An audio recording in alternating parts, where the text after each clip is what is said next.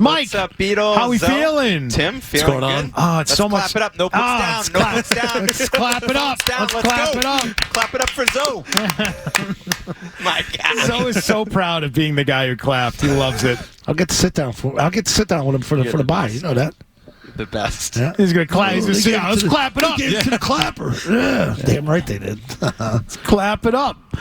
Mike, this team has responded since Jerod Mayo called them soft. Yeah. Haven't they? Oh, man. So me and Zoe were in that room in London when Jerod comes out and says it in his opening statement, and I'm thinking to myself, okay, this thing could go in one of two directions here. Yeah. And I really had no idea, Beetle, which direction it was going to go. And 12 quarters since then, 2 wins. I think they look like they're getting a little bit better. Their talent And an overtime loss. and an overtime right? loss. That that's does right. count for something. Now, I will say the teams they played, Jets, Titans, Bears, lower level teams, but you're Awful a teams. lower level team, and you have to show you can beat them. You're underdog in every game. But I do think that it reflects well on the culture that Jerod Mayo is trying to build here, and it hasn't been easy, but the response has been impressive to me. You see that locker room after the game, and you see kind of the emotion in that locker room. That is not a team that the head coach has lost. That is not a team that is thrown in the towel. That's not a team that has quit. All of that has shown up on the field, again, against bad teams. I get it. You've got to add that in there. But I look at the next 2 games, Mike, and I feel far better about those 2 games than I would have felt 3 weeks ago. I mean, watching last night, Monday Night Football, where we started today, I look at the next 2 and say the Pats could be in those games and could potentially win one of those games.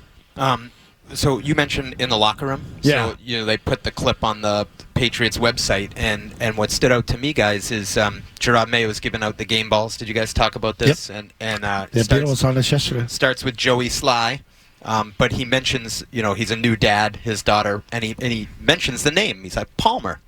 And then he mentions Jelani Tavai, a new dad, who baby daughter was born Friday night at 11:18, so he hardly slept, gets on the team plane the next day, plays a great game, and then gets a game ball. Hanua is the daughter's name. And Jerod's just mentioning the name as he hands out the game ball. And I think when we talk about culture, I think whether it works or not, we still don't know, right? This could still, who knows what direction it goes. But I think that's reflective of the culture he's trying to build in the locker room. Hey, I care about you guys as people as much as players. As I hand you the game ball, I want to mention your daughters, your new dads, and your daughters' names. Not just that you're a new dad, the names. So I just point that out. Oh, Mike. Did you talk about that? We did it yesterday. Did you talk about the names? I thought the name thing was the most impressive part of... So I'm repeating what you said. No, it's okay. It's a worthy point. It was the most impressive part about all of it. Yeah. I'm like, do you know how hard it is to remember baby names? Yeah. So and I are like, we never remember anybody's baby's names. Yeah. It's like, you remember it when they turn into real actual people that you could talk to, but like baby names? That's right. I know it's only 2 names, and I know people will say, oh, Jerod Mayo made it a point to remember them. There's only 2 names, and he went out of his way to, it was like some sort of show. No, I don't think that's what it is. This is the thing about Jerod Mayo that we thought when he was hired as head coach would be, at a minimum, the thing he would do well, which is connect with players on a personal level, connect with them as people, and therefore have guys that want to fight for him and play for him. And what he said a few weeks ago, I think, ties into all this. He did not think it was a big deal that he had called out his team the way that he did. Right. He did not see that as a big deal. Turns out his team wasn't lying when a week later they said after they won, we didn't think it was a big deal. And they've responded. Their actions to me speak a lot louder than anything else, and that is they've fought. They've played, to the best of their abilities. They're a roster that has a lot of flaws and a lot of holes in it, but for what they've got, Jerod Mayo the last few weeks has done an okay job. And I thought this was their best game from a coaching standpoint and an execution standpoint that showed as a result of coaching. The last 7 minutes and 17 seconds of that half, in the first half, was some of the best football we've seen this offense play. To be able to get those extra 3 points going into halftime was massive. Well, and it showed they've struggled there before. It showed a team that had corrected some of the mistakes of managing time and the clock and being organized. They did all of those things at the end of that second quarter, I should say. And I agree with everything you said. I think it was, for them, it must have been nice to see the other team aid them in that. I don't think the Bears handled that the best way, but the whole point is that when the other team gives you an opportunity to capitalize, that you can go do that. Like, I thought the Bears could have managed the clock differently or the timeouts differently to not give the Patriots the ball back with as much time left. That's what you've done to other teams, and they've made it hurt. Right. You made it hurt to the other team. And Beetle, on the culture stuff, one thing I think in the big picture, this offseason, they tried to get guys here. Calvin Ridley, Brandon Ayuk,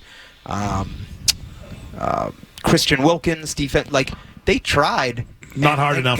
Well, okay. Whether they tried hard enough or not, I think the feeling that they got in their efforts was that people didn't necessarily want to come here. And so I think this whole idea of the culture, if more players experience it and feel good about it, like you're talking about, Beetle, that the word gets around the league. You see a quarterback like Drake. Oh, maybe I want to go play with Drake. Yeah. That maybe you can get back to correcting the deficiencies that you mentioned about the talent. Like, you need more play. You still need more players. Right. Yeah. And so I think that's part of what ties together. I think the quality of the team is what will matter more. Right? And I think a big part of that is Drake May.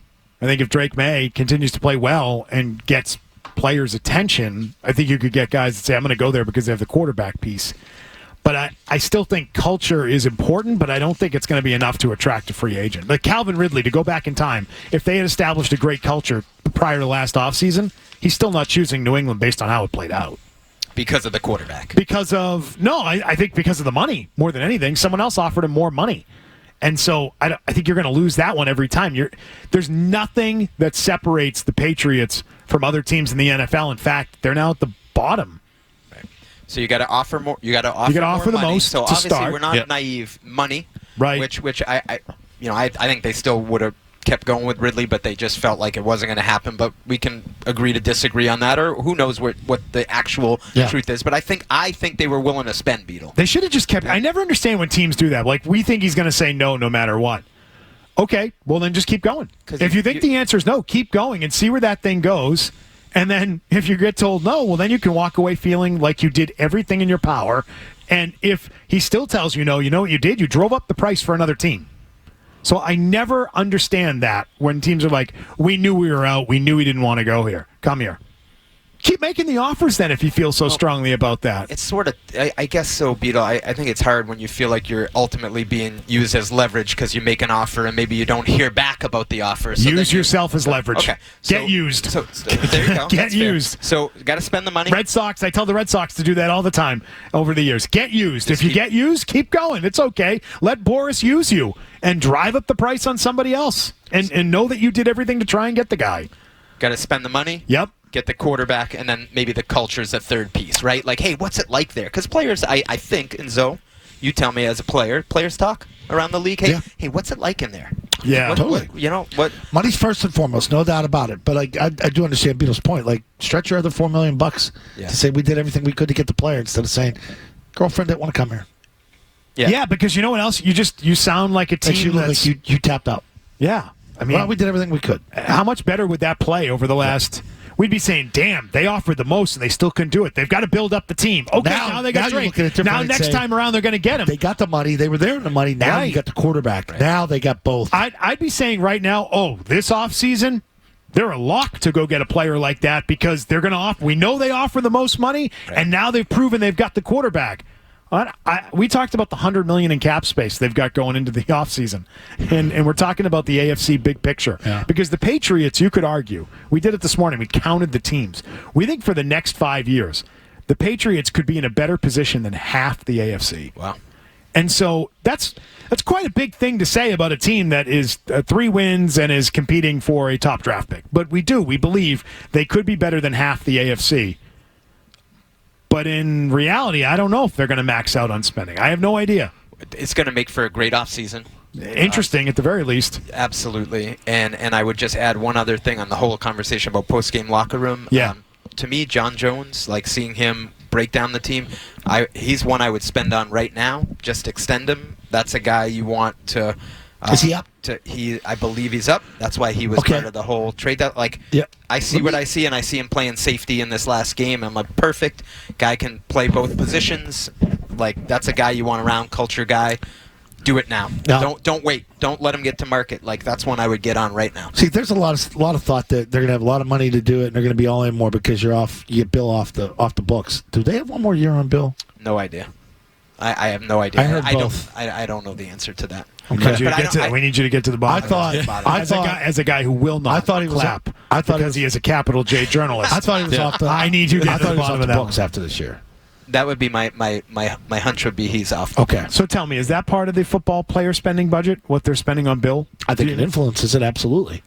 Same way I think a lighthouse would influence the spending. No, that's different. Oh, that's different. No. Oh, sorry. That's what you put out. Don't come for his That's what you pay to put out there on the field. Coaches are part of what you pay to put out there on the field. Okay. That thing is gorgeous. I need Zoe to put his CPA cap on and break down all the different accounts for me. That's fine. And I'll what do it goes for you. where. Former coaching budget, guys who don't work Chris here anymore Gasper budget. call into the show. He'll educate you on construction budget, facility budget, new daycare budget. I gotta Help me out, Gasper. Do you Come know on. QuickBooks? Can you do you have access to that? Why do you need Gasper to help you? Because he believes what I believe. You don't think I'll kick the crap out of him too? Nope. Come on. Nope. Chicago has fired offensive coordinator Shane Waldron.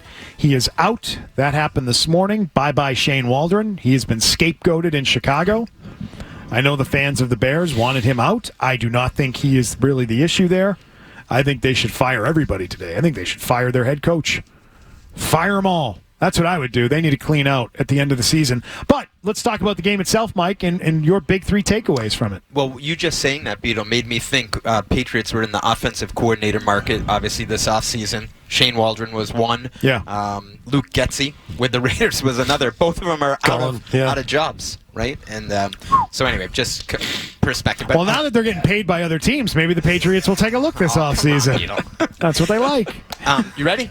Let's go. I take Shane Waldron here next year. Okay, go ahead. All right, so real quick, line of scrimmage, when you can block and when you can defeat blocks, everyone looks smarter. So that's number one. So offensive line, much better against a good matchup. Like your talent level matched up better offensive line against their defensive front.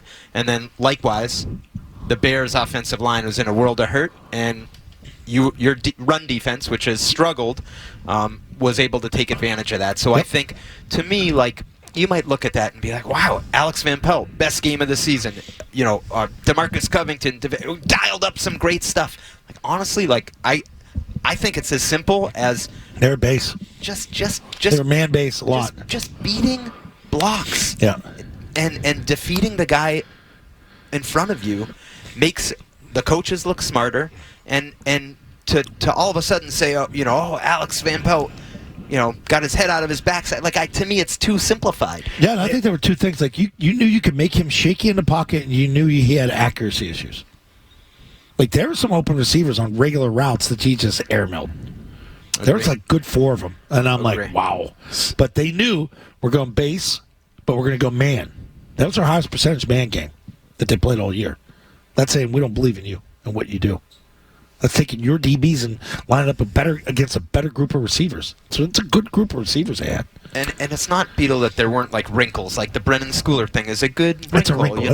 That's a three-play wrinkle. Jonathan Jones five-play wrinkle. That's an important wrinkle, though. It is. I'm buying in on the Longhorn package. I love it. Okay, because that's pregame coaching. Yes. That's dialing a little something up when you know your roster doesn't have everything you'd like it to have. Where can I find something that's a wrinkle? And Beetle, my point though is, way to go, DeMarcus Covington. You can't. Way to go. You can't clap it up for the defense. Clap it up for the defense, Mike. Huh? You won't do it, huh? You want it's us. But Beetle, my whole point is, you clap? You can't get to the Longhorn He's a journalist. package. You can't get to that if you can't stop the run. Sure. And they finally, it helped that the Bears probably have the worst offensive line in the league that they put out there, but you still have to go do it. So I think, to me, I guess what I'm trying to say is, not that I don't think the coaches did a good job. I just think it's simplifying it to prop them up at the expense of just the simple fundamental execution that the players had. So that's number one. Number two, Drake May, response to adversity is what I would highlight. Like the bad interception, he puts his hands on his helmet. 2 drives later, leads a touchdown drive with 2 great plays on third down, passing plays. I think between this experience, that response to adversity in the windy conditions, last week, fourth quarter, overtime, like just great experience for him to grow. I know we'll get into him. And third, this is a little bit under the radar. I think the tight end room, really, like those guys, Hunter Henry and Austin Hooper, they're coming on. They are coming on. Yep. Like they like we all saw the catches from Hooper and Hunter at the end of the game, but they're blocking. Okay, so off of that, and if this is going to be the guy, meaning Jerod Mayo, and he knows what he's doing, that takes me all the way back to all my meetings and one-on-ones and pregame things that I've had with him, even in a preseason. We said, there's one group I really, really love on his team, and it's our tight end room. He said, even with Bell, like the rookie, and he's starting to play more now. He had a massive block on a punt return that set up Marcus Jones on that 23-yard punt return. If Bell doesn't get him, they're running draw and screen there on first down. They're going in at halftime without doing anything. Like, there's things that, I think Jerod does see and know, like, right away. He knew this tight end group was going to be good, and that's a good thing. So that's the third point. And Zoe, you mentioned his block on a punt return. He only played like 2 offensive snaps. I think one was the kneel down. But the one he played, second quarter, if I have it off the top of my head, a 9-yard run by Ramondre Stevenson. We'll go back and watch it. He delivered a block where I'm like, if he blocks like that, like now all of a sudden, I wouldn't be surprised if this week coming up, Tim, they have 3 tight ends, 3 tight end package. Yep. Interesting. Because you want to get him on the field. They went super unbalanced, like left. We never saw that stuff. Now, 2 weeks ago, he whiffed on some blocks. So there's a guy that maybe, hey, are you coaching him up, and is he getting better? And that's Bob Bicknell, the position coach, coach. who, of course, we know with his dad, Jack, the longtime BC coach. But I think the point I'm trying to make is, talent-wise, we all know the Patriots need to get more talent in here. That is one position now that I'm looking at, and I'm saying they're better than the team or the matchups on the other side of the ball. And you can't say that on a consistent basis, offensive line-wise, receiver-wise, but you can at tight end and quarterback a little bit, Beetle. I think we see the quarterback doing some good things as well. Hey, if you like that clip, check out more videos from Zolak and Bertrand right here. For more Patriots analysis and opinion, hit this playlist. And for all the latest from the Sports Hub, download the app at 985thesportshub.com.